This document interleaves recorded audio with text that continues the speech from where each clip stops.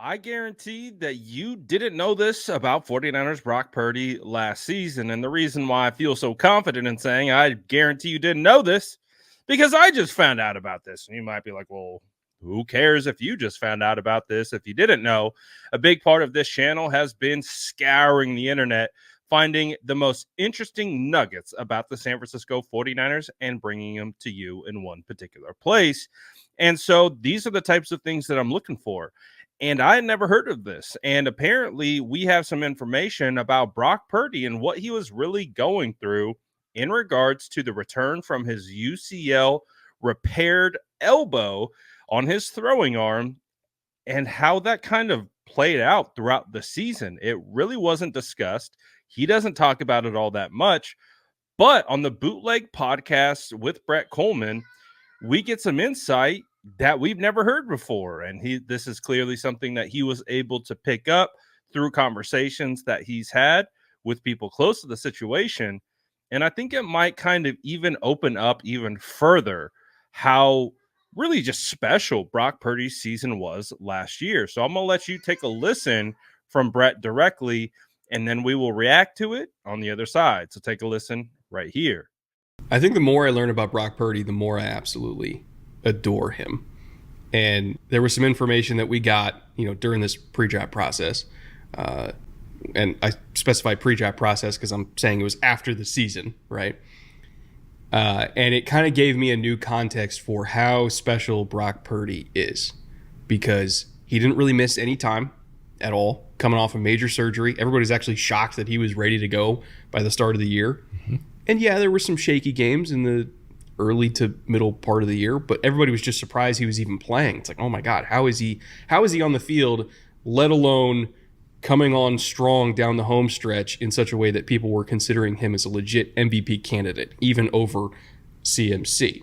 I'm not saying I held those views, but I'm saying it was a popular narrative that Brock should have been, right up there at the top of the MVP voting. If you're looking at the season that he had, he crushed like every advanced metric you could possibly crush, right? On the way to the Super Bowl. But when I say the more I learn about Brock, the more impressed I am with him, it was this information that we got in the offseason that he was actually rehabbing through November. He was not healthy to start the year. He wasn't even healthy halfway through the year. He wasn't done with rehab until basically Thanksgiving.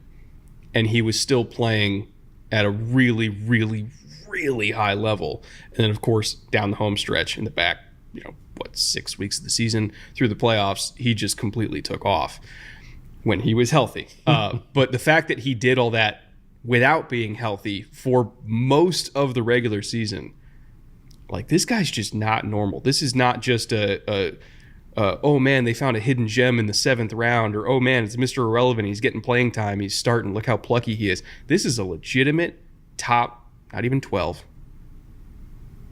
maybe not even 10. This might be a legitimate top 8 quarterback in the league that had that impressive of a year, not even healthy. The more I learn about Brock Purdy, the more I think that this guy is for real.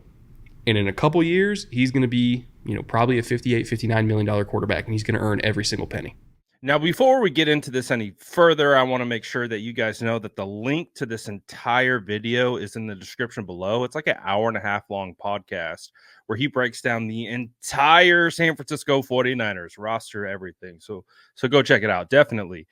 But I think it is a pretty interesting situation, is that we knew that all throughout training camp, Brock Purdy was rehabbing from this major, elbow surgery. This is a big deal. Like, it only happened to like 2 other quarterbacks ever in the history of the NFL, one of them being like Nick Mullins, something along those lines in regards to rarity.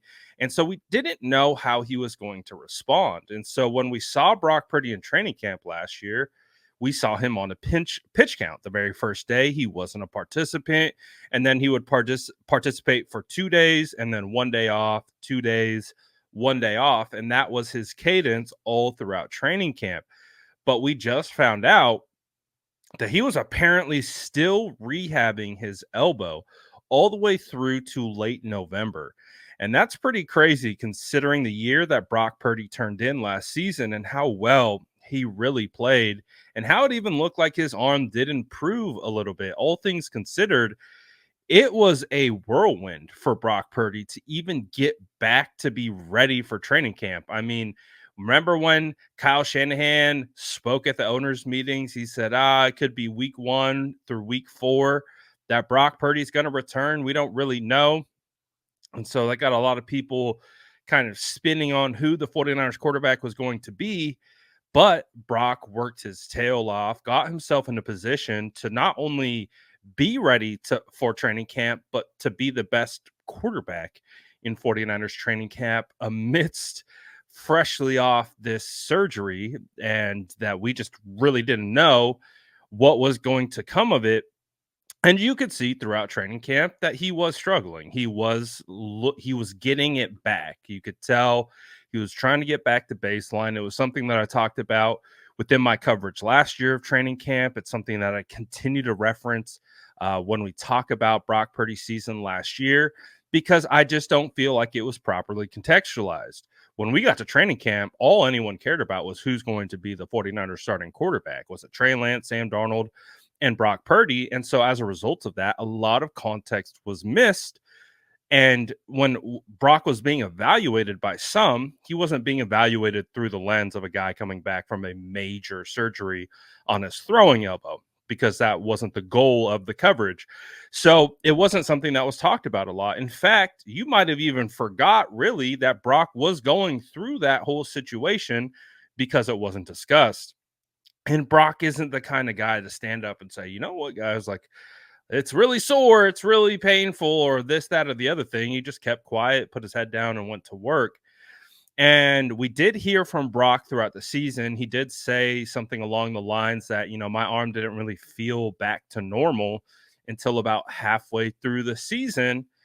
Well, that kind of aligns with that November trajectory date that was, we were just alerted to, that Brock was still actually in the rehab process. He wasn't just preparing and building. He was just trying to get back to normal all the way through the end of November. So again, I think this is important context. It's something that I always talk about. It's something that I always bring back to the forefront of contextualizing what Brock Purdy did last year. Not only what he did last year, but how he was able to battle his tail off through training camp. The coverage of him throughout training camp was awful, honestly.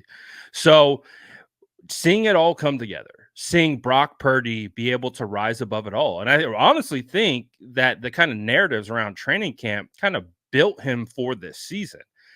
People were dogging him early on in training camp.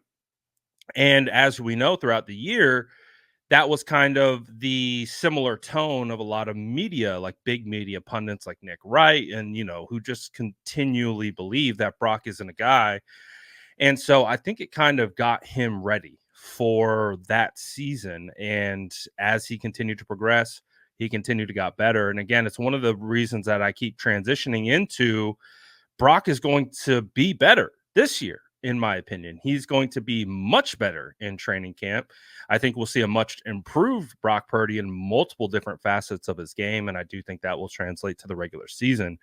Again, I've harped on it for these exact reasons, because part of the evaluation process, a large portion of it, is being able to project and also being able to properly contextualize what is happening. So a guy coming off a severe surgery on his throwing elbow just 2.5 months after surgery, yeah, you can imagine he's probably not going to look his best. But you also understand that what you saw from Brock is his willingness to just put his head down and work, and his willingness to keep going and keep slinging and keep firing, regardless of maybe not being as accurate as he would like sometimes. And those are the things that you have to admire about Brock Purdy as a quarterback. And it's one of the reasons why you have to tip your cap and be like, yeah, we got a good one here, and feel very confident with Brock Purdy heading into the season. I love that Brett talked about this again, because it's something that I have held on to for a long time, and for a proper reason. It's because it's the truth. It tells the story. It tells the story, the true evaluation of Brock Purdy and the evolution that he had to go through just last season, still recovering from that injury. Now, obviously, we haven't heard of anything regarding setbacks or any of that. So we do imagine everything's good to go, and Brock Purdy should be taking steps forward this season. But what did you think about all this? Did you know about this? I'm curious because I didn't know. It was the first time I heard this.